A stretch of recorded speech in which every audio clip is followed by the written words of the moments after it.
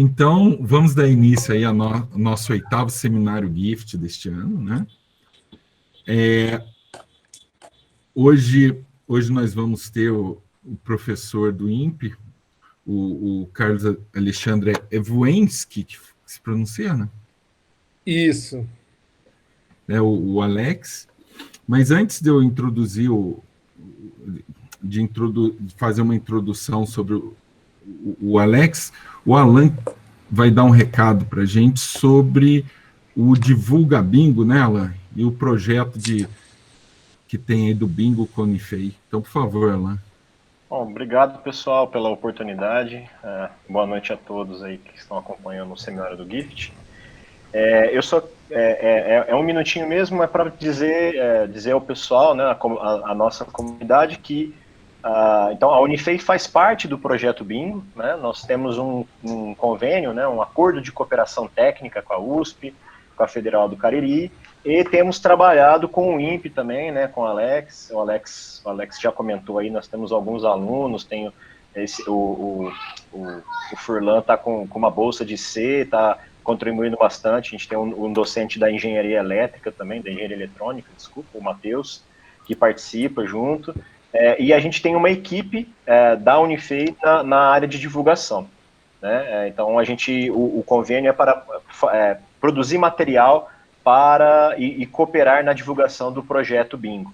Então, a gente tem um projeto de extensão agora em andamento, temos 6 alunos trabalhando nesse projeto, e o foco do projeto é divulgar, tanto que a gente pediu para gravar, para a gente divulgar no canal do YouTube. A gente tem um canal do YouTube, estamos produzindo um livro didático para criança, para explicar o projeto, entre outras coisas. Quem quiser conhecer, pode me escrever, pode entrar em contato, que eu posso dar mais detalhes, né? E é um prazer, novamente, rever o Alex aqui, e tenho certeza que essa conversa vai ser muito bacana e muito motivadora aí. Obrigado, pessoal, e bom seminário.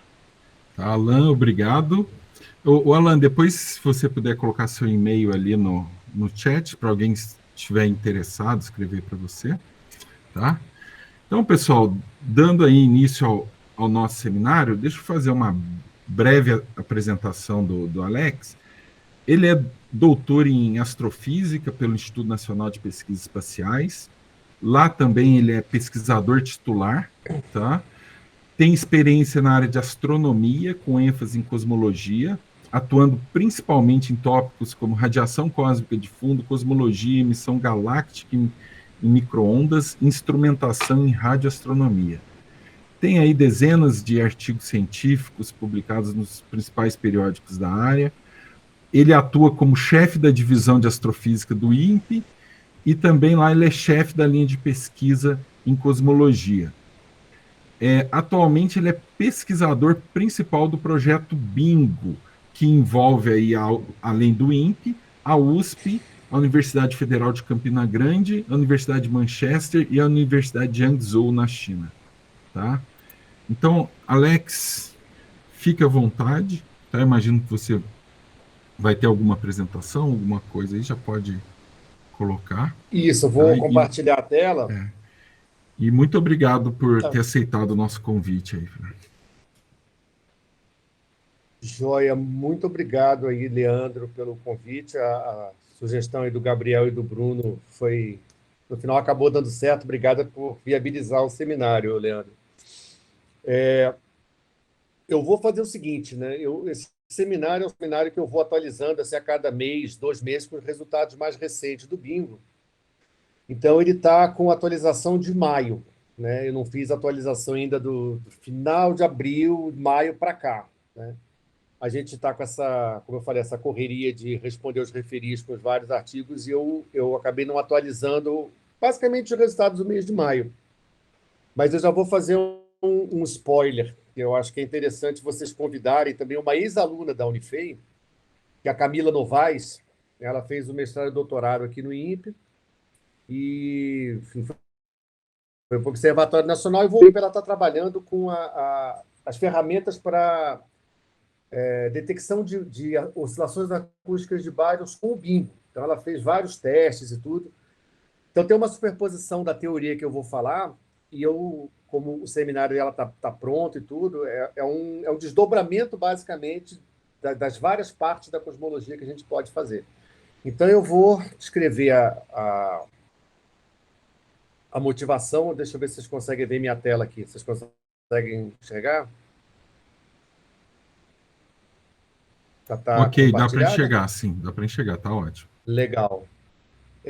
Então, eu vou dar uma passada na motivação cosmológica, né, que levou à concepção do bingo.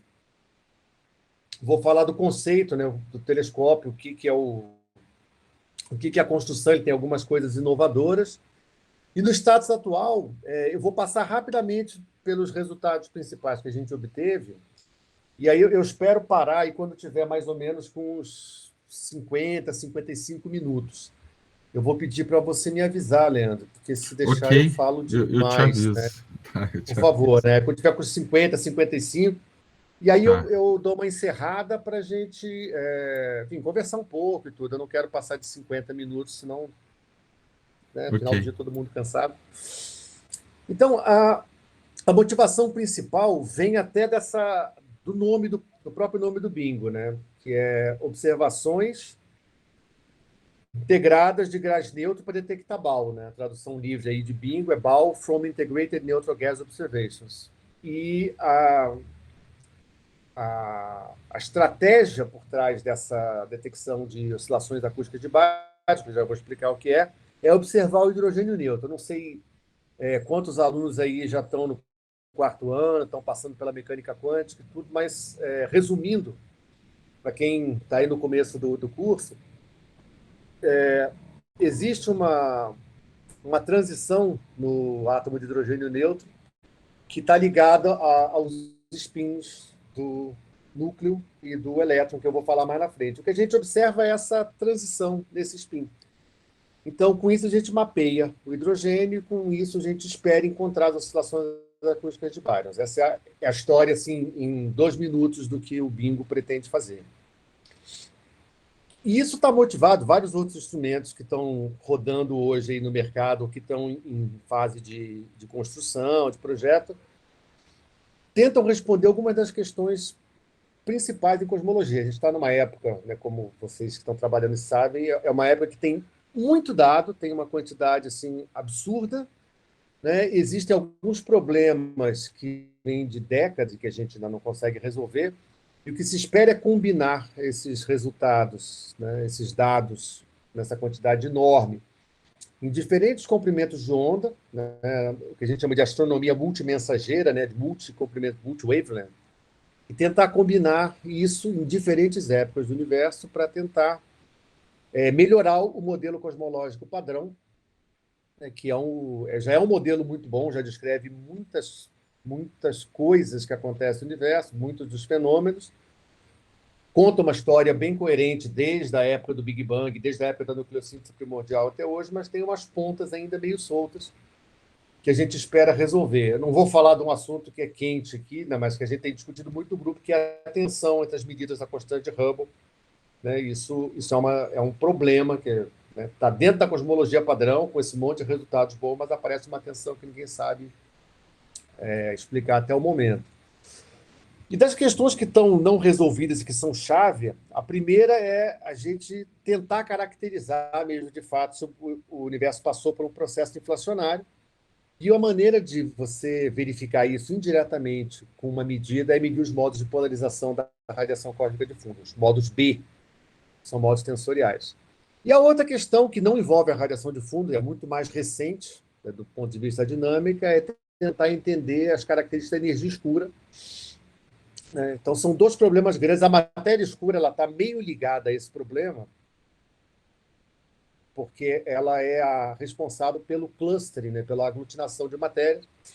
E aqui na figurinha embaixo à esquerda, né, essas aqui são flutuações de temperatura, né, na época do universo jovem, medidas pelo satélite Planck. Essas flutuações de temperatura estão associadas a flutuações de matéria, e essas flutuações de matéria bariônica, né, de bárions, né, elas estão ligadas, né, gravitacionalmente à matéria escura, que já começou a aglutinar muito antes da matéria bariônica. Então, regiões de muita concentração de matéria esquentava a radiação que estava acoplada e gera regiões quentes, são essas regiões mais amarelas aqui no mapa de baixo. E regiões com pouca concentração de matéria gerava regiões mais frias, então a temperatura flutuava em torno da temperatura padrão, que na época beirava os 3.000 Kelvin. E esse mapa aqui é um mapa que a, o mapa de flutuações de temperatura, quando a temperatura média, que era hoje 2,7 Kelvin, é removida, né? Então, essas flutuações de temperatura causadas por flutuações de matéria vão dar origem a flutuações, né, a amplificação dessas flutuações de matéria, que vão entrar no regime não linear, que vão formar estruturas. E existe uma escala preferencial aqui das flutuações de temperatura que vai aparecer nas flutuações de matéria depois. É sobre isso que a gente vai falar daqui a pouquinho. Então, CMB e medidas de estrutura em grande escala, de grandes aglomerados de galáxia, atacam esses dois problemas, a energia escura e a inflação.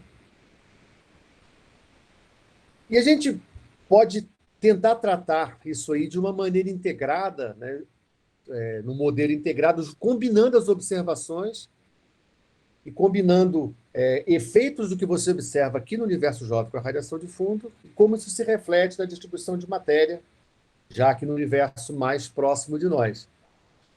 Uma maneira que já faz aí talvez mais de 20 anos que está no radar aí do pessoal da cosmologia observacional, da cosmologia teórica também, é usar o hidrogênio, por causa da abundância, né? Usar o hidrogênio como traçador das estruturas. A gente observa galáxias, observa pontos brilhantes, né? Faz esse tratamento de magnitude, faz as contagens de objetos, mas mapear o hidrogênio neutro é uma coisa muito mais poderosa, entre aspas, porque, embora a emissão de radiação do hidrogênio neutro seja muito fraca, ele é abundante, né? E hoje uma fração ainda muito grande, não minto, uma fração pequena do hidrogênio é neutro, mas isso ainda corresponde a uma quantidade gigante de hidrogênio no universo. Então, existe uma associação direta entre o redshift que você olha, ou seja, a profundidade dessa linha amarela que está no mapa aqui, e a frequência em rádio que você é capaz de observar. Então, bom, eu vou falar um pouquinho sobre essa questão da frequência do redshift daqui a pouquinho. A gente pode integrar parâmetros que são estimados aqui na radiação de fundo e comparar como é que esses parâmetros são determinados já numa época mais recente, e com isso montar um quadro mais coerente, mais consistente da cosmologia padrão. Então, a gente vai passar por flutuações quânticas, inflação, a formação da radiação cósmica fundo, uma época que chama de Dark Ages, aqui, onde não havia emissão de luz visível, não havia formação de estrelas, mas havia emissão de ultravioleta, emissão aí, já em rádio, né, redshiftada. Aí depois as primeiras estrelas foram formadas, o universo reionizou, aquele hidrogênio que estava neutro, depois da radiação de fundo, ele volta a ficar ionizado, e aí essa matéria começa a se aglomerar gravitacionalmente, começa a formar estruturas, e numa certa época, aqui, quando o universo tinha um pouco mais da metade da sua vida, uns 7 a 8 bilhões de anos, ele tem 13,7 hoje,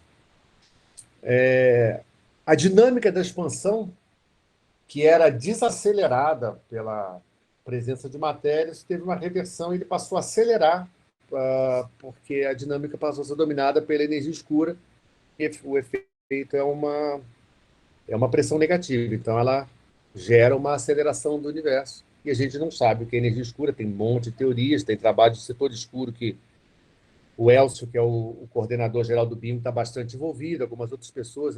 O Alan está aí, não sei se o Alan trabalhou com isso aí no doutorado, mas vários alunos do Elcio trabalharam. Então, isso é um assunto que permeia aí a física teórica. E o BIM pode tentar ajudar um pouco nessa determinação de alguns parâmetros, da equação de estado, da energia escura. Então, várias dessas observações em épocas diferentes, que eu falei que são usadas para montar um quadro mais coerente do universo, elas vêm de uma época que o universo estava num regime linear, que é essa época da radiação de fundo. Então, aqui é a amplitude das flutuações de densidade. Lá na radiação de fundo é 300 vezes 10 a menos 6, né? É um número muito pequeno. A partir do momento que a estrutura começa a funcionar, começa a aglomerar, essas flutuações vão crescendo, a amplitude vai aumentando, e a gente vai começando a ver diferentes observáveis contando histórias em épocas diferentes. Então, a aglomeração de hidrogênio intergaláctico, o efeito de lentes gravitacionais que transforma o sinal aqui da radiação de fundo, para quem está medindo nos dias de hoje, a abundância de aglomerados de galáxias, que depende crucialmente da dinâmica de expansão do universo, né? O cluster, né, o aglomerado de galáxias, também depende da velocidade de expansão. A gente repara que esses pontos pretos aqui correspondem às observações de cada um desses caras. E a escala das oscilações acústicas de bárions que o Bingo trata, ela está exatamente aqui nessa linha preta, né?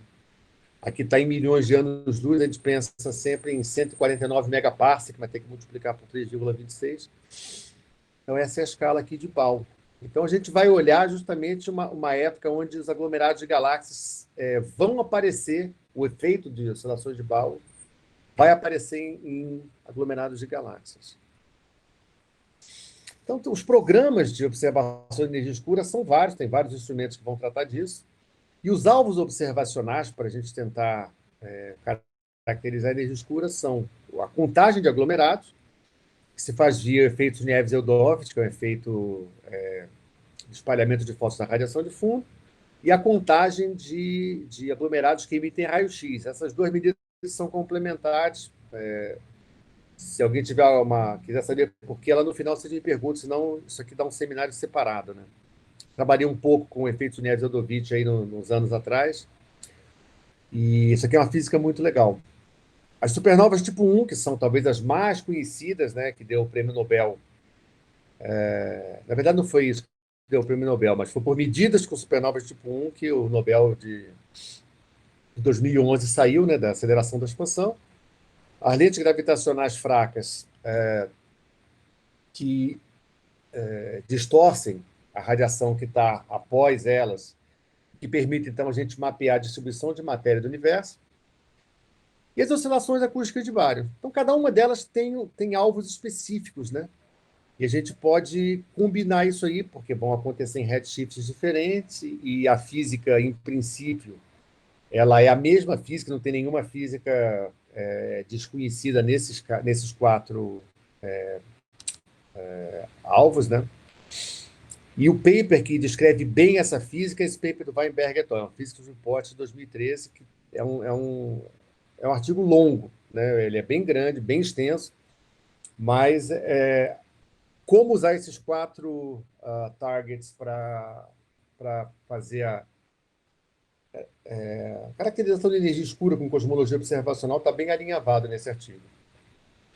Então, essa última, que é a que interessa a gente, as oscilações acústicas de bário, são uma escala, né? Elas são oscilações, né, como o nome fala, oscilações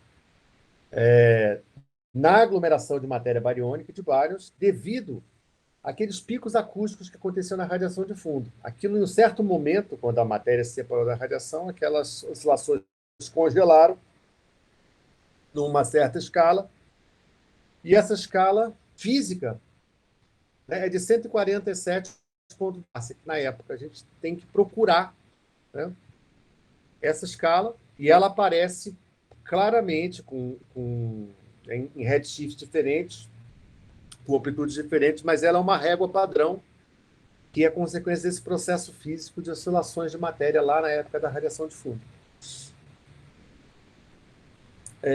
Ela tem uma escala precisa, né, a partir do espectro de potência da radiação de fundo. Os picos da radiação de fundo dão essa escala acústica. A medida mais precisa que eu coloquei nos seminários, talvez tenha uma mais recente do que essa do Planck 2018, mas é 147,18, mais ou menos 0,29. Repara que a imprecisão está na casa decimal, né? E como ela está impressa em toda a matéria do universo, a gente vai procurar isso em galáxias, porque ela vai aparecer nos clusters de galáxias. E como de fato já apareceu, né? Então a gente sabe, né, que essa distribuição bidimensional de matéria praticamente bidimensional de matéria, né, que aparece para nós como uma flutuação de temperatura, ela vai virar uma distribuição tridimensional de matéria, né, com a distribuição de galáxias.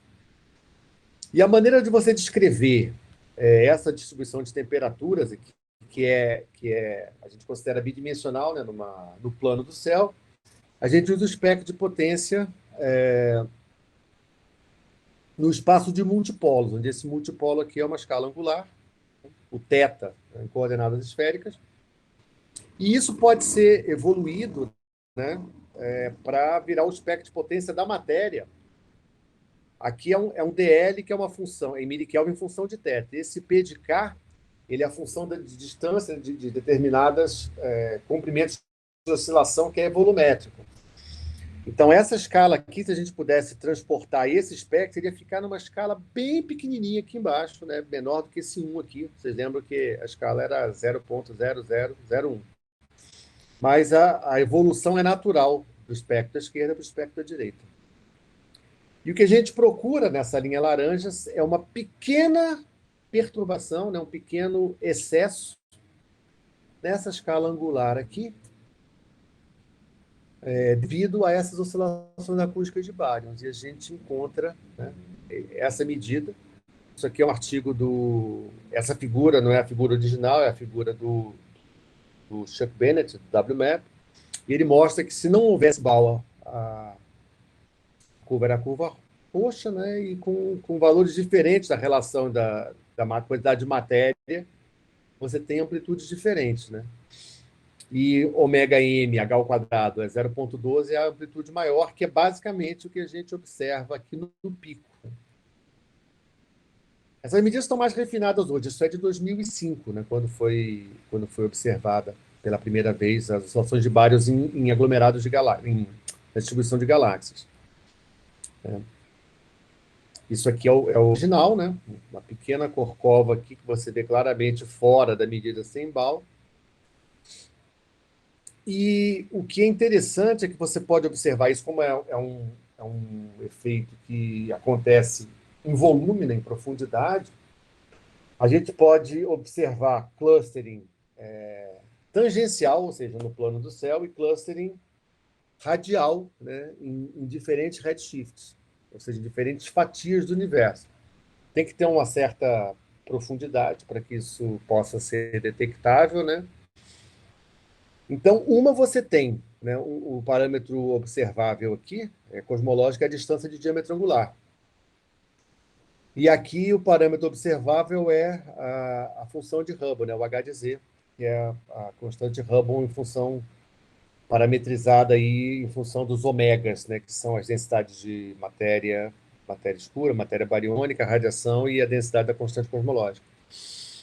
Então, é legal porque você pode explorar o universo tanto espacialmente, né, numa certa hipersuperfície, quanto volumetricamente, né, radialmente, em função do volume que você é capaz de explorar.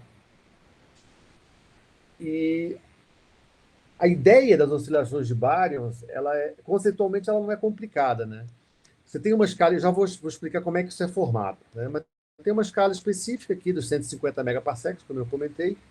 No plano do céu, se você pudesse separar uma única galáxia com esse efeito do Bauer em volta, você veria uma coisa mais ou menos como essa, uma galáxia que você selecionou aqui no meio. Mas se você faz muitas galáxias, você não consegue observar, obviamente, esses ciclos. É só estatisticamente que eles vão aparecer em certas observações. E isso se deve a duas coisas. Primeiro, a variância cósmica, porque eles não conseguem observar, pelo menos até hoje, né, um catálogo com um telescópio óptico, todo o céu. Então, vários dos modos de Fourier que caracterizam aquele K, né, que eu falei que era o número de onda que está associado ao comprimento de onda das oscilações, não consegue observar tudo, então você perde um pouco da estatística dos modos de Fourier. e a outra está ligada ao número médio de galáxias que você é capaz de observar num determinado levantamento. Quanto mais galáxias, menor esse termo aqui. É o que chama de shot noise, né? Quanto menos objetos, mais complicado é para você melhorar essa... Vou falar no termo astronômico, uma razão sinal ruído aqui, o ΔP sobre P. Então, a sua flutuação, se ela for muito pequena aqui, você tem que conhecer bem esses caras para que você seja capaz de fazer essa estimativa aqui do ΔP sobre P. Esse é um outro artigo sobre BAL, do Bassett e do Klosek, 2009, que tem uma discussão teórica. Ele é menos detalhado que o do Weinberg, que eu comentei mais cedo, mas é uma leitura que, se alguém quiser começar a ler sobre BAL, esse é um artigo interessante. Para um aluno de final de graduação já dá para encarar. Então, a ideia aqui é você ver como esses picos, que são os picos de BAL, como eles se comportam, né? Eu mostrei no Divulga Bingo uma outra animaçãozinha que era 3D. Mas essa aqui, ela dá uma ideia com a passagem do tempo aqui, né? O número de anos e tudo. Ver se eu consigo dar uma... eu não consigo dar uma parada aqui na figura. Tem uma época aqui, quando dá 3 milhões de anos, a matéria separa da radiação.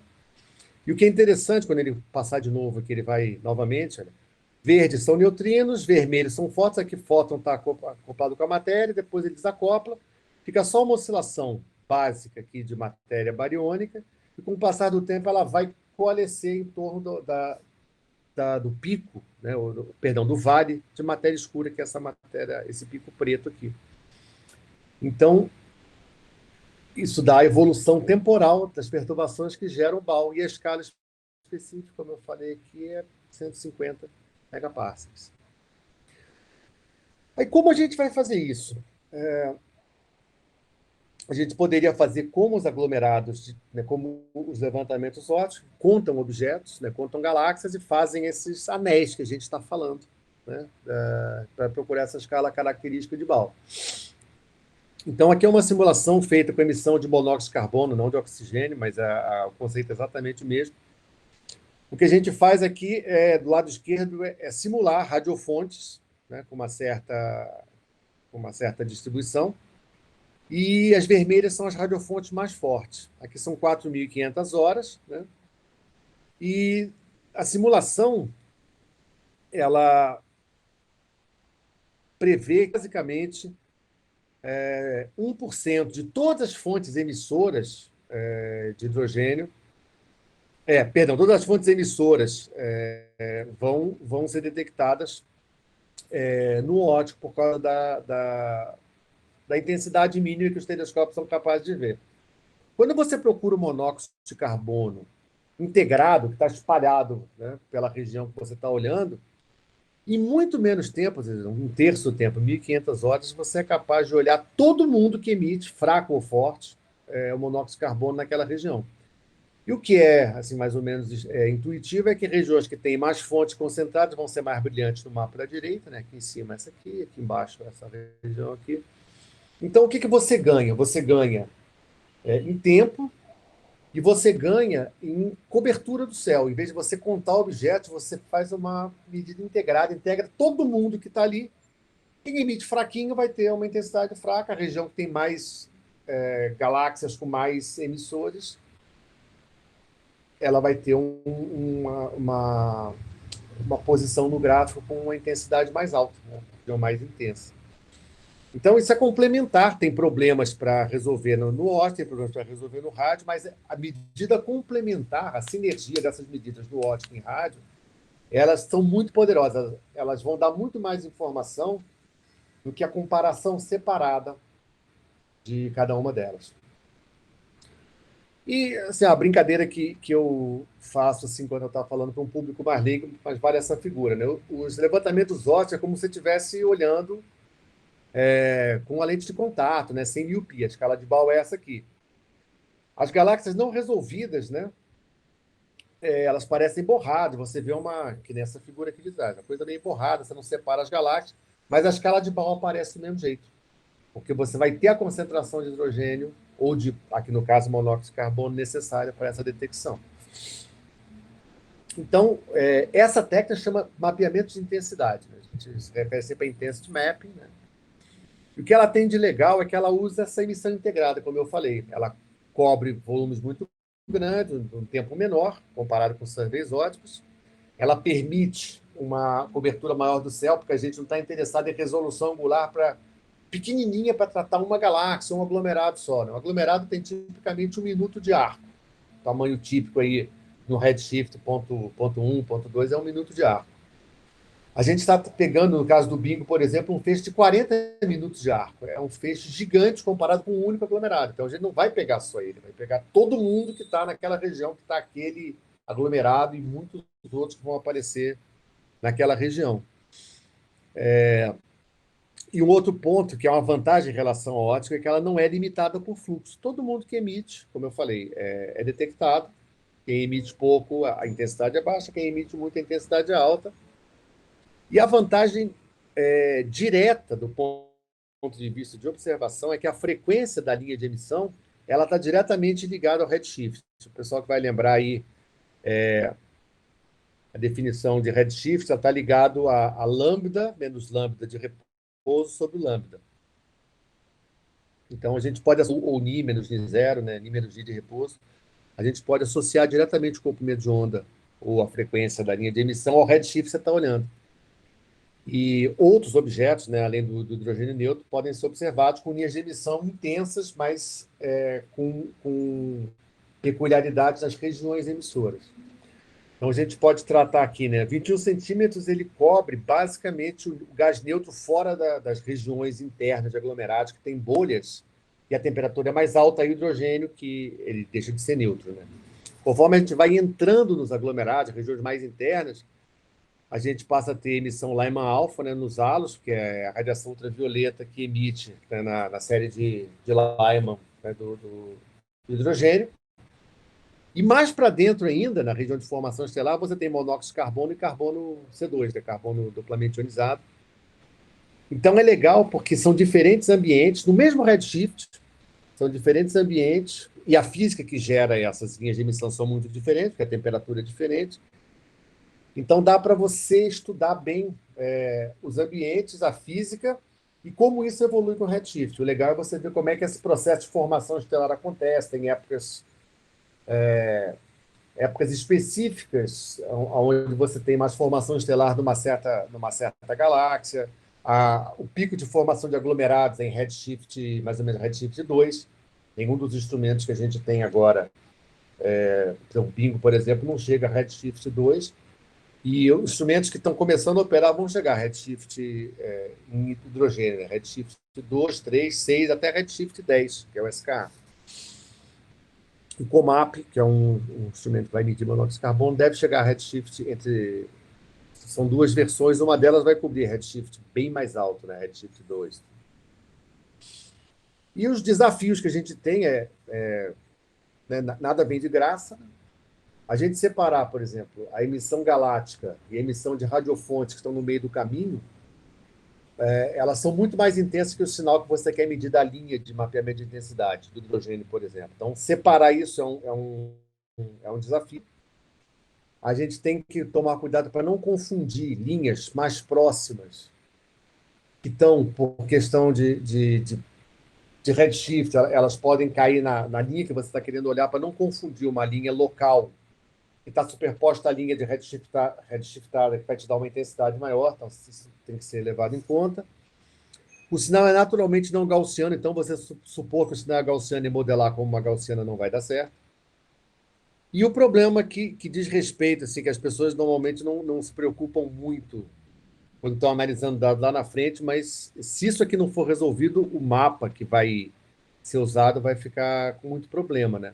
Essas incertezas de calibração que podem, basicamente, atenuar, né? Eu costumo falar, pode afogar o sinal ficar afogado no ruído.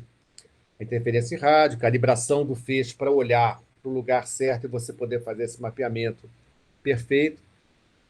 E, estabilidade dos receptores, de forma que as flutuações de temperatura do receptor, por causa da variação do dia e da noite, da tensão ela não simule uma flutuação de 21 centímetros, por exemplo, de hidrogênio neutro. A gente garantir que o receptor é estável garante que o sinal que você, a flutuação do sinal que você recebe é uma flutuação cosmológica, não uma flutuação do seu instrumento. E isso é um cuidado que a gente está tendo, assim, tá tomando bastante cuidado com os receptores do bingo.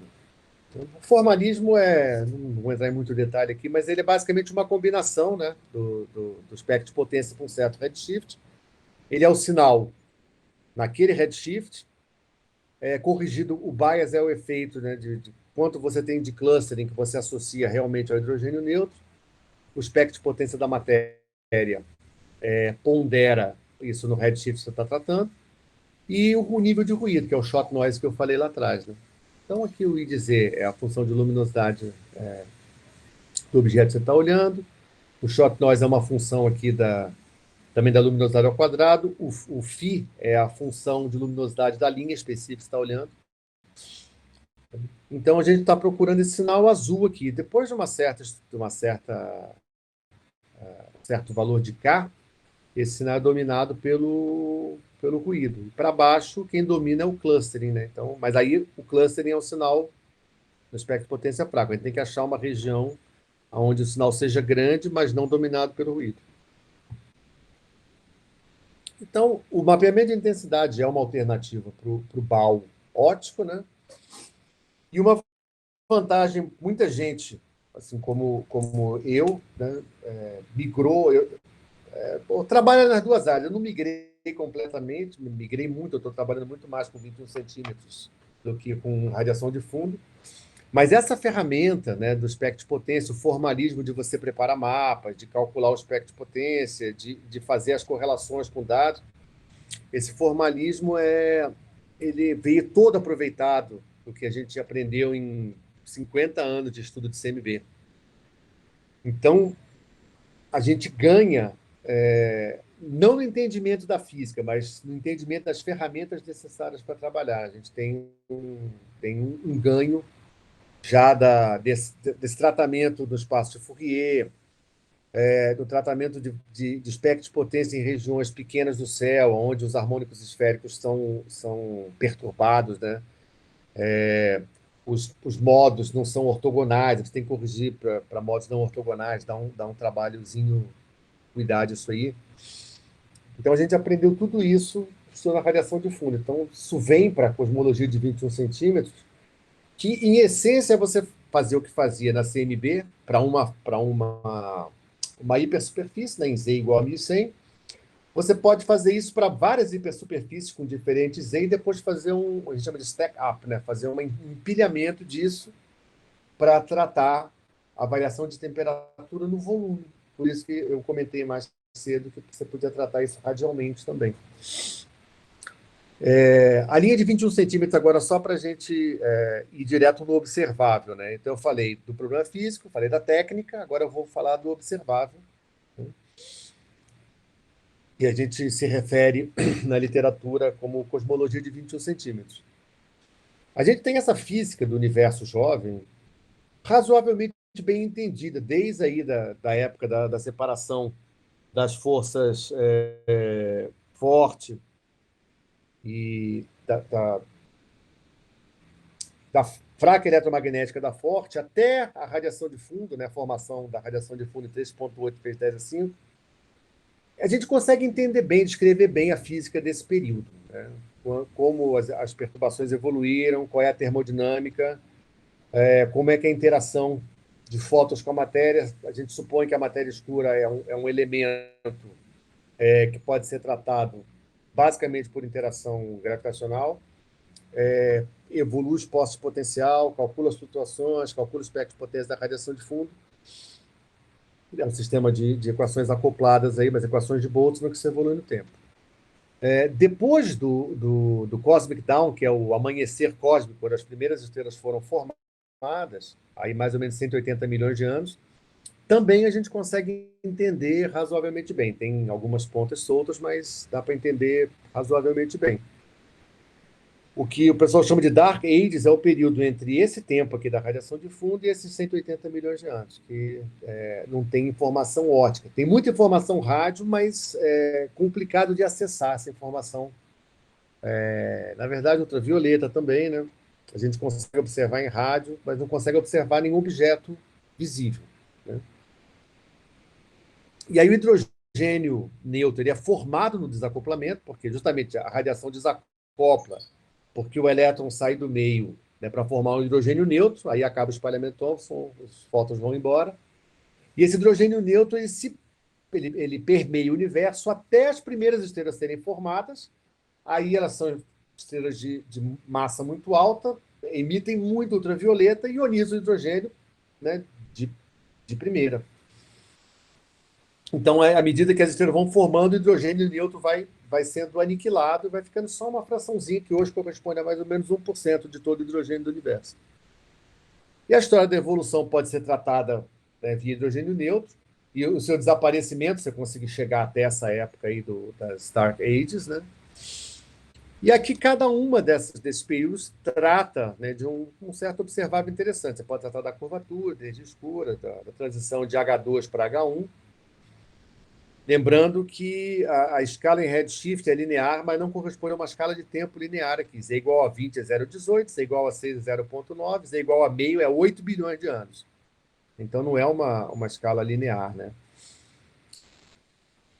E o que a gente vê, aí o que eu falei lá para trás, né? A gente observa o hidrogênio, né, a partir de uma transição muito, muito fraca, né? A transição hiperfina do spin do elétron, quando ele flipa, né? Quando ele está alinhado, né, paralelo e antiparalelo com o spin do núcleo, ele tem, nessa transição de paralelo para antiparalelo, ele absorve ou emite radiação com essa energia aqui, 5,9 vezes 10 a menos 6 eletronvolts. Se vocês lembrarem que a energia de ionização do átomo de hidrogênio é 13,6 eletronvolts, a gente vai ver que isso aqui é realmente muito fraco. Isso é uma linha proibida, né? Difícil você ver na Terra, né? Um átomo emite um fóton a cada 10 a 15 segundos, que é um tempo gigante, né? 10 a 7 é um ano, vocês terem a referência, o sinal é muito fraco. E a frequência é muito bem conhecida, é 1420,406 MHz, corresponde a 21, qualquer coisa centímetros. E é um comprimento, então, na faixa de rádio, né? Ela era observada, essa transição de 21 centímetros é observada desde os anos 50, e ela foi usada para mapear a característica espiral da galáxia.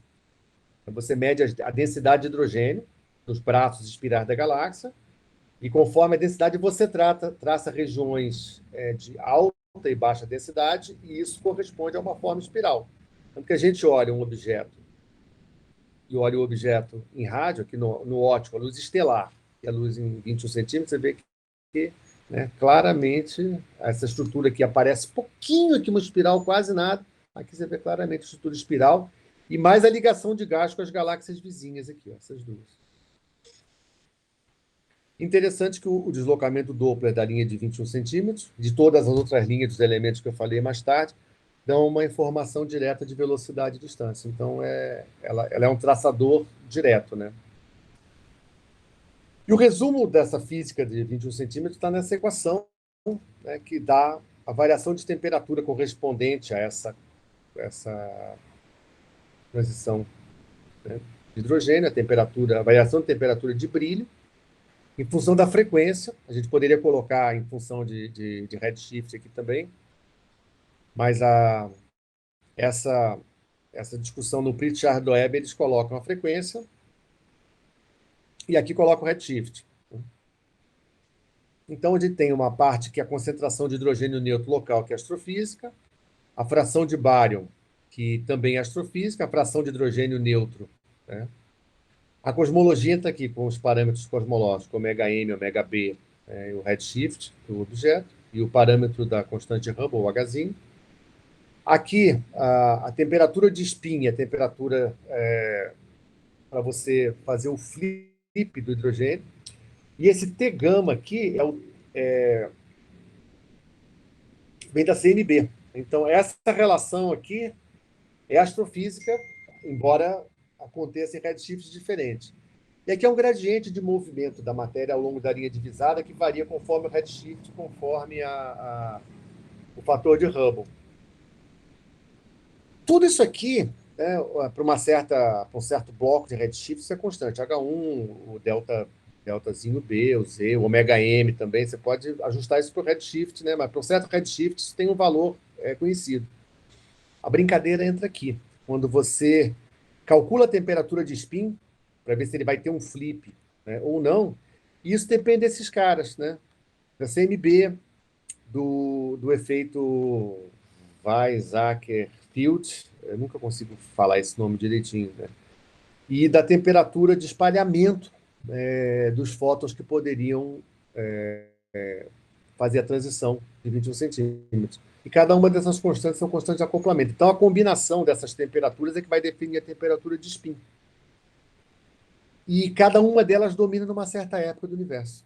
Então, a gente pode olhar aqui, conforme elas dominam, a temperatura de brilho, esse delta TB que aparece aqui, varia aqui de várias maneiras. Você pode ter absorção, né? Aí você começa a esquentar e você tem depois emissão, e depois você tem quase zero aqui. A gente vai trabalhar no universo dessa época aqui. E esse intervalo de Redshift 160 até Redshift 6 é mais ou menos esse pedaço aqui, está em vermelho, né? Outras linhas só vão aparecer depois que as estrelas formaram, vão produzir outros elementos, mas o 21 centímetros pode ir bem, bem dentro das Dark Ages. Existe uma expectativa que o Square Kilometer Array, que é um radiotelescópio que está em construção aí, é o maior radiotelescópio que o homem já fez. Ele vai ter uma parte na África do Sul e uma parte na Austrália. Ele vai explorar regiões muito mais profundas, muito antes da formação das primeiras estrelas. E aqui, mais recentemente, né, as datas de hoje, o Bingo vai olhar por aqui, né, redshift menor do que 1. Né? É que eu vou ligar o computador, porque acabei de receber um aviso que a bateria está acabando aqui. Então, o que a gente, combinado, né, com outros instrumentos e outros levantamentos não em rádio, que a gente tenta montar um quadro coerente desde a época aí das Dark Ages, né, onde só tinha hidrogênio e hélio, basicamente tudo neutro, até hoje, quando você tem a maior parte do universo visível e ionizado por causa das altas temperaturas. O que a gente vai procurar, então, são essas oscilações em cima do espectro de potência da matéria. As oscilações de bares, quando você remove a contribuição do hidrogênio sem flutuação, teórica, porque ele sempre tem uma flutuaçãozinha, a gente deve encontrar um sinal como esse na faixa de frequência do BIM. É isso que a gente procura.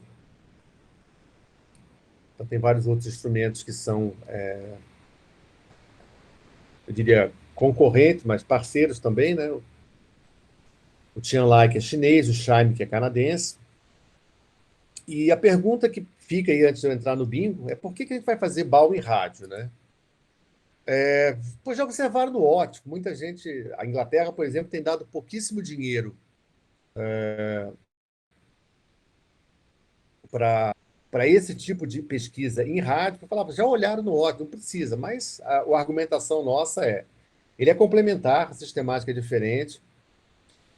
A gente vai olhar uma região maior, 75% da matéria visível é feita de hidrogênio, e 1% disso é hidrogênio neutro, então é matéria pra caramba. A técnica em rádio ela é uma alternativa eficiente, complementar, mas é uma alternativa, né? A observar galáxias individuais, você pode medir todo mundo ao mesmo tempo. A ideia de usar interferômetros, que muitos desses instrumentos mais caros são, né? Eles usam muitas antenas e fazem a combinação dos feixes dessas várias antenas. Eles são extremamente eficientes, mas são muito caros de manter, são complicados de operar, de combinar os sinais. O hardware é muito caro, né? E a manutenção é muito cara. Mas eles são espetaculares quando estão funcionando. E o approach mais simples é um telescópio, que é uma única parábola, ou poucas parábolas, né? Com muitas cornetas, né? Desculpa. É uma única corneta, um único refletor e muitas cornetas, comparado com uma única corneta por prato. Né? Então, você pode fazer o que você encontra no interferômetro, que são várias pequenas anteninhas, é uma corneta com uma pequena banda de frequência que cada corneta observa. Todo mundo igual para poder observar a mesma banda de frequência. A proposta do bingo é uma única parábola com muitas cornetas olhando para a mesma parábola. É um conceito, nessa escala de frequência, é um conceito único. Ninguém mais está fazendo isso no mundo. E para você fazer um bom investigador de 21 centímetros, né, para olhar H1, o que você precisa? Uma área coletora muito grande, né, maior de 500 metros quadrados. O bingo atende isso. A área efetiva do telescópio é mais de 600 metros quadrados, mas a área total é mais de 1.600. Cobrir uma área grande do céu, o bingo cobre basicamente 1/10 do céu, que é considerado uma área gigante para um único objeto, né? Ter uma característica de instrumentos com lobos laterais muito baixos e um fecho bem determinado, a gente modelou isso. Os lobos laterais foram medidos, são muito baixos para as cornetas do bingo. O fecho foi modelado, não foi medido ainda, mas a modelagem indica um fecho muito bem comportado, basicamente um feixe circular, parece um chapéu mexicano. Um tempo de observação longo, a fase 1 do bingo prevê 5 anos, então a gente vai ter um tempo grande. A gente é sensível às escalas intermediárias, onde o BAU é importante, que é redshift entre 0 e 2, a gente vai olhar entre 0,13 e 0,45. Então é esse intervalo aqui. E o problema, o grande problema de olhar em rádio nessa faixa é que existe interferência de rádio enorme, né, de um monte de coisa. Existe rádio, existe televisão, existe telefonia celular, existe enlace horizontal para comunicação horizontal entre fazendas, entre rádios, existe a banda do bingo. Essas bandas não são protegidas para a radioastronomia, então a gente tem que fazer observações em faixas alocadas para outros serviços, satélites geoestacionários. A faixa do bingo, por exemplo, ela está toda dentro de uma faixa de aeronavegação. E essa faixa de aeronavegação tem aviões, eles emitem, né, tem o rastreio do avião, tem o sinal que o avião manda para o solo, o sinal que o solo manda para o avião. Então, tem muito problema. Então, a gente tem que tratar essa interferência de rádio para conseguir fazer a medida, que é muito mais fraca do que o sinal que a gente tem entre o telescópio e o hidrogênio neutro lá nos confins do universo. Mas o bingo atende todos esses critérios aqui. Então, estou chegando no final aqui, vou falar do bingo rapidamente.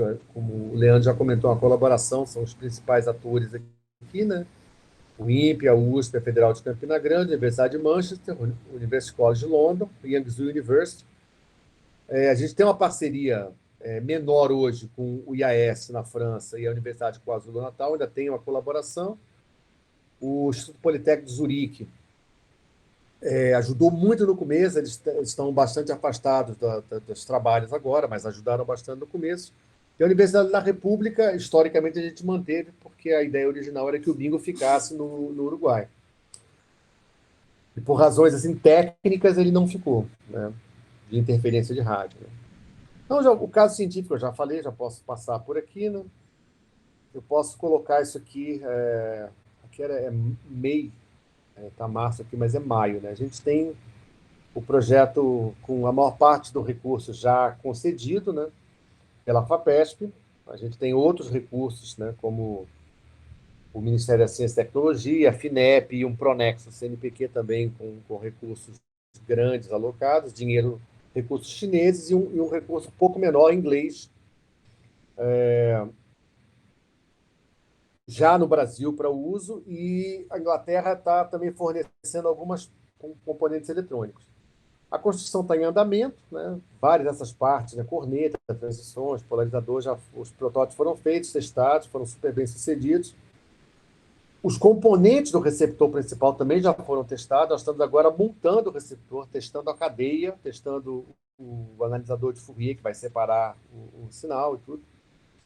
A gente teve uma revisão de projeto grande com revisores fora do país em 2019, recebemos um sinal verde para seguir, né? E estamos trabalhando. A antena já foi integrada e testada no INPE, sem olhar para o céu, foi integrada e testada na Paraíba. Na verdade, ela está em teste na Paraíba agora, olhando para o céu. Projeto ótico completado, projeto de engenharia praticamente completo e a fabricação dos refletores, né, das parabólicas. Eu falo pratos porque eles têm a forma de um prato mesmo, já está em discussão. A gente não definiu ainda quem vai fazer. O projeto está pronto, mas tem que saber quem vai fazer. Isso aqui é uma foto agora do começo de março, né, dessa área careca, a área que foi desmatada. O bingo vai ficar nesse pedaço, nessa encosta aqui. Repara que tem uma espécie de uma proteção natural no entorno. E como a gente tem que fazer aqui, botar uma plaquinha dizendo que isso aí é um projeto da FAPESP, do CNPq, mostrar que a gente está dando crédito aos nossos patrocinadores. E algumas coisas adicionais aqui que são interessantes falar, né? Não é a ciência principal, mas que vai vir como subproduto, né? Quer dizer, subproduto não é uma palavra boa, vai vir como produto adicional ao que o bingo faz. Então, informação sobre a densidade de matéria nesse intervalo de redshift, informações sobre distorção no espaço redshift, Bauer anisotrópico, né, em orientações diferentes, em regiões diferentes. Essa é a faixa de frequência de operação, já vou dar o redshift correspondente a ela aqui em cima. Mas a história da vida do hidrogênio, as linhas de recombinação em rádio, o contínuo galáctico, que a gente tem é assunto também de um outro seminário, né? Existe um problema em aberto desde 2009, 2010, de um excesso de emissão galáctica que não é explicado. O bingo não vai fazer isso, mas ele vai fazer observações exatamente onde esse contínuo galáctico... Perdão, não é um contínuo galáctico, é a emissão integrada de galáxias. Ela tem um excesso em frequências abaixo de 1 GHz. O bingo vai olhar um pouco, né, aonde esse excesso começa a subir. Ele não vai tratar desse problema, mas ele vai fazer observações que talvez ajudem a tratar desse problema. E eu não vou discutir aqui, porque o tempo já está, né, estourando. Existem também objetos identificados mais recentemente chamados Fast Radio Bursts, são explosões rápidas em rádio, que, como a maneira do bingo observar é muito peculiar, eles vão vir de graça. Os que aparecerem na faixa que o bingo observa vão estar lá, a gente não vai precisar procurar por eles. Eles vão aparecer na região que o bingo cobre. Um outro ponto interessante é que ele está aqui, né? Essa que é a caixinha vermelha, a caixa do bingo. E só ele e esse instrumento chamado Spherex vão olhar essa faixa de redshift. E o Spherex é um satélite que só vai funcionar mais para o final da década. Então, a gente vai basicamente superpor a todos os instrumentos que estão previstos ou que estão em funcionamento hoje, todos eles, mas ninguém vai estar observando a mesma faixa de redshift que a gente. Então, isso é muito interessante do ponto de vista de ciência. A gente pode comparar com todo mundo, mas ele está sozinho na faixa de redshift. Eu vou passar um pouco rápido essa discussão aqui. E a gente tem uma cobertura no céu muito interessante, que é uma cobertura com outros levantamentos ópticos. O Pan-STARRS, né, que está aqui para baixo, a faixa azul é a faixa do bingo, a faixa cor-de-rosa é a faixa do 6DF, e essa faixa amarela aqui é a faixa do DES. Né? Pega um pedaço do DES, pega uma parte do 6DF. Aqui são outros levantamentos, né, do S+, que é essa parte vermelha, o bingo é a faixa roxa aqui. Esse corte aqui é por causa do corte da emissão galáctica. A gente tem uma superposição com S+, algumas medidas do DECALS aqui em preto. A gente superpõe um pouquinho com o gama aqui em verde. Essa faixa verde mais escura é o Atlas. Então, a gente vai ter uma superposição com vários surveys, e principalmente aqui na frente, com o LSST, que é o Legacy Space... como é que ficou o nome novo? Large Synoptic Large Synoptic Nossa, esqueci a sigla agora. Ele foi rebatizado como Vera Rubin Observatory.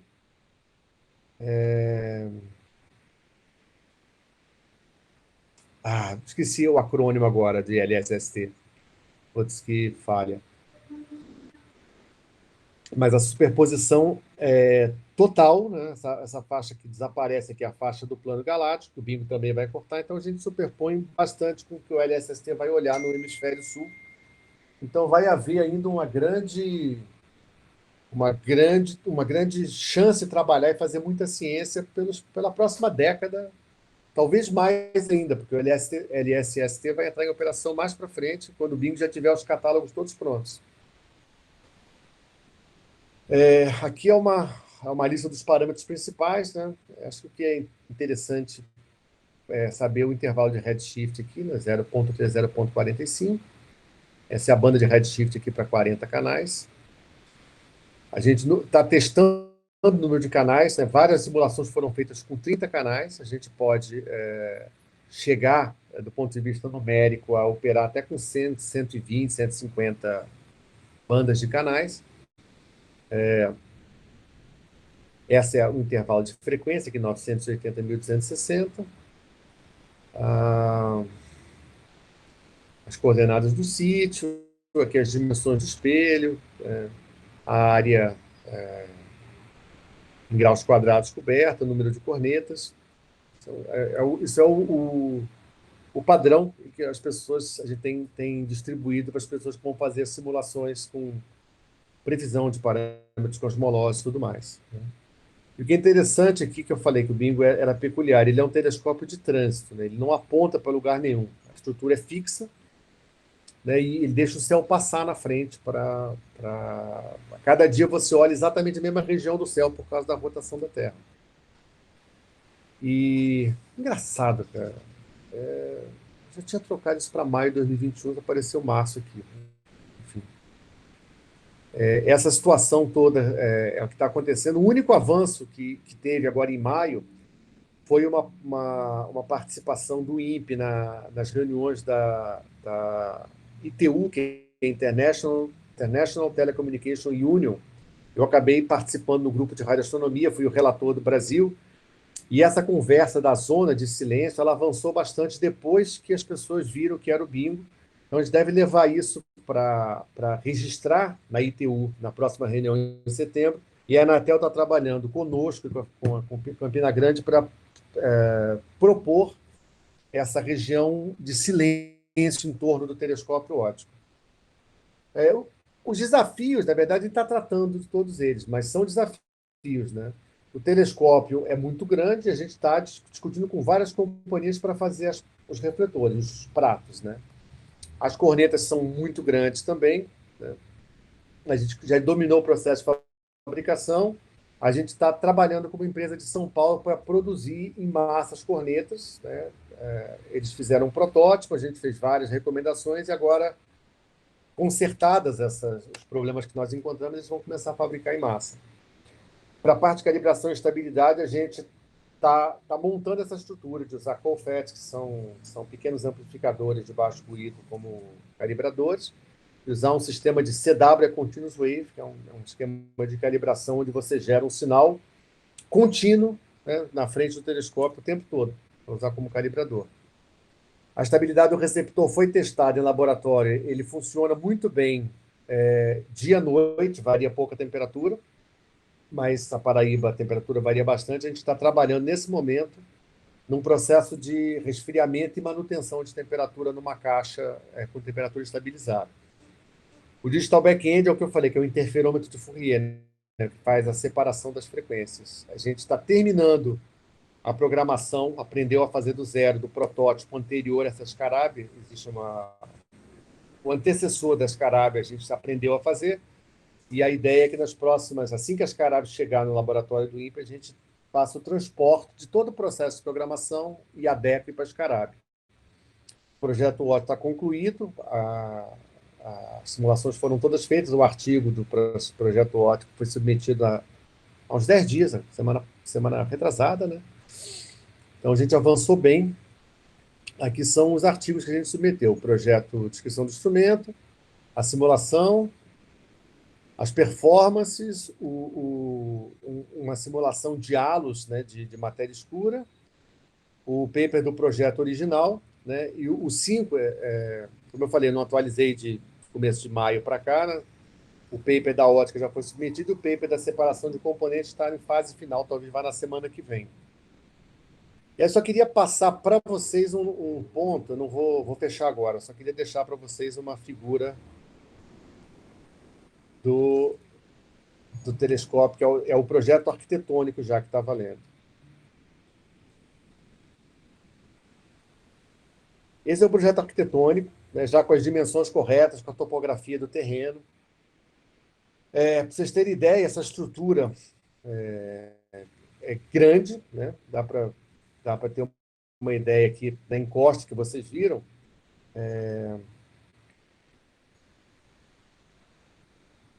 Não, ela não está aqui, infelizmente. É uma estrutura que daria para vocês terem ideia que esse tamanho, né, da plataforma de controle, do telescópio e das cornetas, isso basicamente fica dentro de um campo de futebol oficial, né? Não é um society, é um campo de futebol oficial. Então, só esse espelho primário ele é maior se você botar 4 quadras de futsal, ele é maior do que as 4 quadras de futsal em largura e comprimento, né? Então, a estrutura é bem grande. E o desafio hoje é a gente fechar os recursos para começar a construção. A gente tem recursos para fazer toda a estrutura, né? A parte eletrônica, as cornetas, e está procurando fechar os recursos para preparar, né, os suportes dos refletores das cornetas. Então, basicamente, eu vou fechar aqui. Basicamente era isso. Deu o meu tempo, eu passei um pouquinho aqui, o Leandro não me interrompeu, então eu segui. Mas basicamente era isso. Agora fico à disposição de vocês. Ok, Alex, muito obrigado. Eu não te interrompi, que você já estava sinalizando que ia acabar, então, né? Mas tá, muito obrigado, ótimo o seu seminário. Eu vou abrir agora a palavra, né, para o pessoal, quem quiser perguntar, fazer algum comentário, por favor, sinta-se à vontade, é só abrir aí o áudio e se manifestar, tá bom?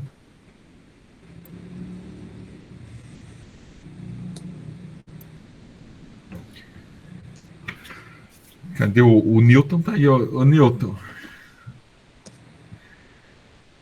E aí, Alex? Tudo Aí, bom? Ó. Opa, tudo bem? Tudo bem, e você? Tudo. Cara, show de bola, viu? Muito bom. Está me custando os cabelos, como você está vendo, né? Tô vendo, tô vendo. Mas está sendo muito bom, cara. Mas, ó, projeto de alto impacto. A contribuição da Unifei está boa aqui, viu? O Bruno, o Gabriel e o Furlan, cara. E tem outro aluno de vocês, que é o Murilo Macedo, cara. Uhum.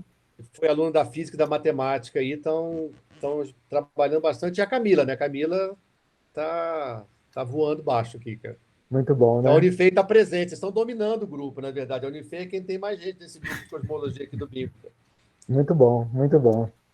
A gente trabalhou duro para chegar nisso. Não, recompensa, vocês estão de parabéns, cara. O pessoal que tem vindo para cá não posso elogiar muito, está todo mundo aí, né? Bruno, Gabriel, não pode elogiar muito, não. Mas está ótimo trabalhar com eles, cara. Muito bom. Logo chega mais aí. Opa! O Newton, você quer fazer algum comentário? Não, a minha pergunta era sobre a questão da interferência de radiofrequência, mas no finalzinho o Alex esclareceu, porque isso vai ser crítico, né, Alex? Mas essa possibilidade da Anatel, a ideia, pelo que eu entendi, é decretar uma zona de silêncio nas proximidades, né? Sem emissão nessa região. Com a restrição sendo gradativa à medida que você chega perto do telescópio. Aham, sim. Então, a partir de 25 quilômetros a gente não pediu nada, mas de 25 quilômetros para dentro, qualquer nova estação que esteja na linha divisada do telescópio, ou instalação de alguma coisa que possa gerar frequência, depende do governo do estado autorizar e eles consultarem a Federal de Campina Grande, que é a responsável no estado, né? Isso é um grande avanço, porque Se a se gente conseguir conseguir, isso, vai ser muito bom, vai ser muito bom. o lugar, eu acabei não mostrando por causa da correria, mas o lugar que a gente mediu, na região ali na Serra da Catarina, ela é assim, disparado o melhor lugar que a gente pegou, vindo do Uruguai. A gente andou quase 3.000 quilômetros em linha reta entre o sertão da Paraíba e o Uruguai. Uhum. Nenhum lugar foi melhor do que esse. A gente testou Cachoeira Paulista, testou Santa Maria, no Rio Grande do Sul, foi fazer lá medida lá naquela região ali de próximo a Brasília, onde o GEM ia ficar. Uhum. Chegou a fazer algumas investigações em barreiras no noroeste da Bahia, mas nenhum lugar foi tão bom quanto esse lá na Serra da Catarina. E nós olhamos 15 lugares no estado inteiro da Paraíba. Esse lugar foi disparado o melhor de todos que a gente conseguiu. E tem algum satélite geoestacionário que imita nessa faixa? Que está bem perto do Equador, né? Tem. Tem. Tem um monte. A gente vai ter que lidar com os filtros, né, para tirar harmônicos e tudo mais. Tem um trabalho de um colega de Manchester que analisa o efeito, como você pode fazer para mitigar isso aí. Mas tanto avião quanto satélite, a gente vai ter que lidar com eles. Não tem como, né? Tem que tratar. O avião é transitório, né? Mas o geoestacionário é permanente, né? Essa é a maior preocupação. Mas são cento e poucos voos por dia que passam por ali, cara. É muita coisa. Isso, se passar assim, se a gente detectar o avião, a gente vai ter que dar uma desligada, dependendo da aproximação, desligar o sistema. Isso dá provavelmente a perda de uma hora e meia de tempo que você vai ter que cortar, né? Uhum. No total.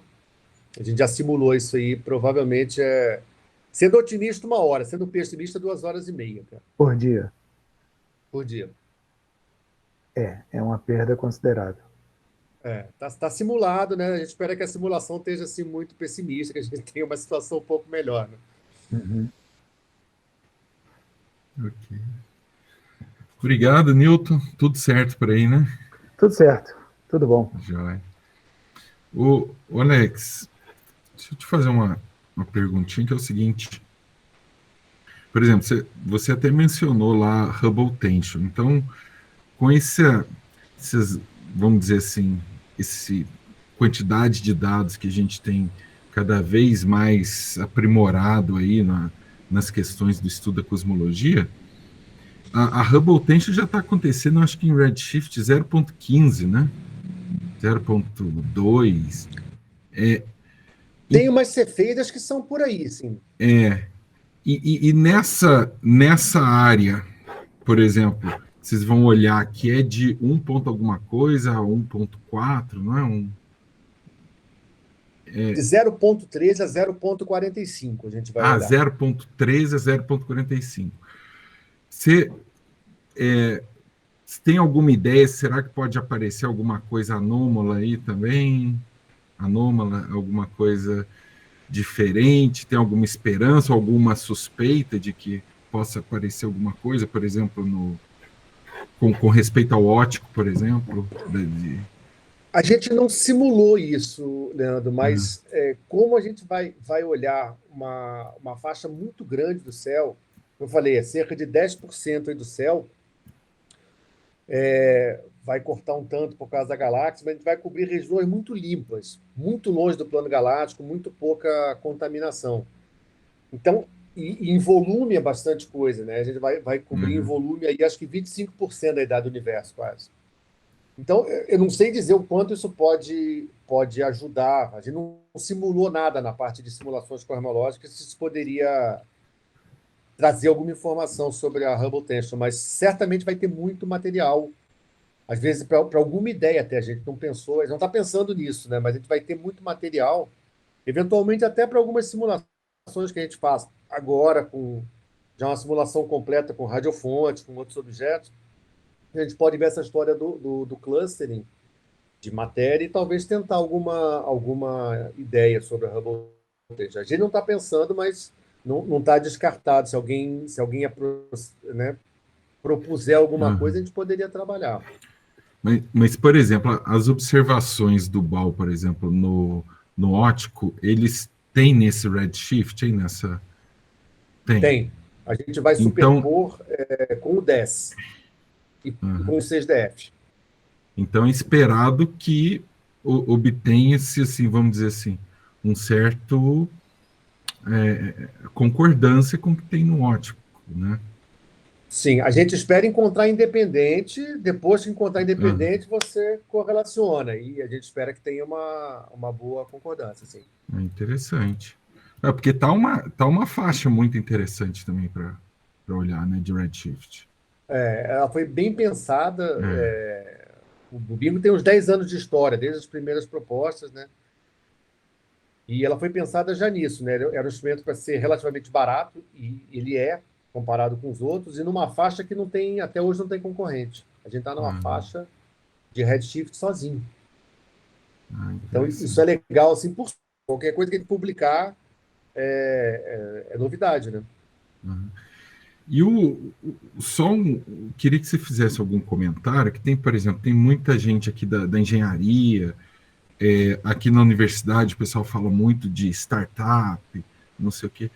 Tem tido bastante esse espaço aí no projeto do Bingo para novas startups, desenvolvimento tecnológico, agregar um spin-off legal aí no projeto todo. Como é que está sendo isso? A gente pensou no seguinte, startup, eu acho que não, Leandro, porque a gente não tem nada inovador assim, de alta tecnologia. A gente faz quase tudo com componente de prateleira. O projeto é que foi inovador. A concepção, a maneira como foi construído e tudo é muito inovador. Por isso que o resultado tem sido muito bom.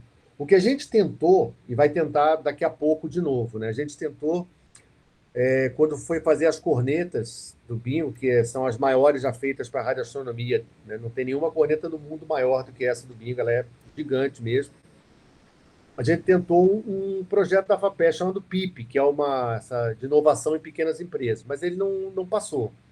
Agora a gente vai juntar, vai tentar montar o amplificador numa caixa de forma que a gente consiga isolar o ruído. Isso pode ser útil para telecomunicações. Ele vai tentar um outro PIP, né, que é talvez dê patente. A gente não acha que o processo é patenteável, mas talvez o produto seja. Então a gente assim, não está pensando o tempo todo nisso, mas também não está fora do radar. Quando aparece alguma tecnologia que a gente precisa fazer, que nenhuma empresa nacional se qualifica, a gente qualifica a empresa e tenta ver se a FAPES bota um pouco de recurso para fazer essa... inovação de processo, né? O produto, às vezes, não é um produto...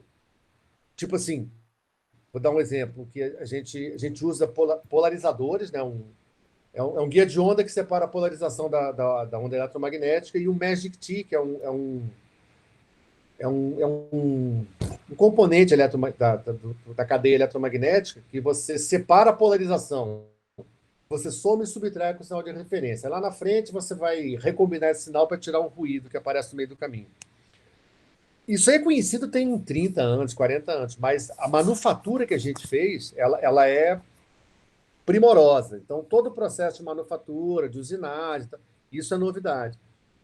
Mas não é exatamente inovação, né? Inovação no processo. Então, eu não sei.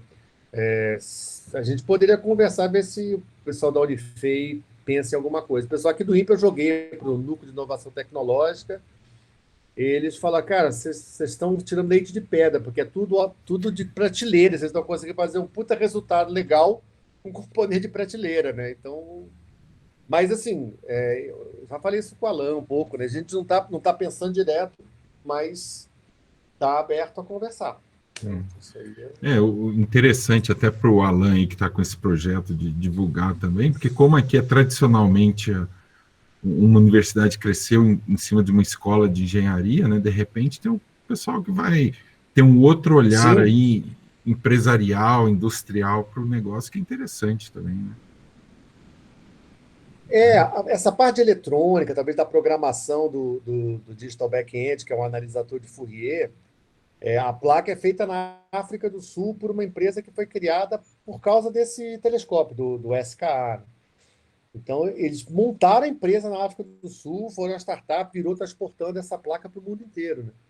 A gente não vai fazer isso porque não tem componente eletrônico no Brasil, né? O Brasil não fabrica, mas talvez a programação, talvez o uso possa dar alguma coisa.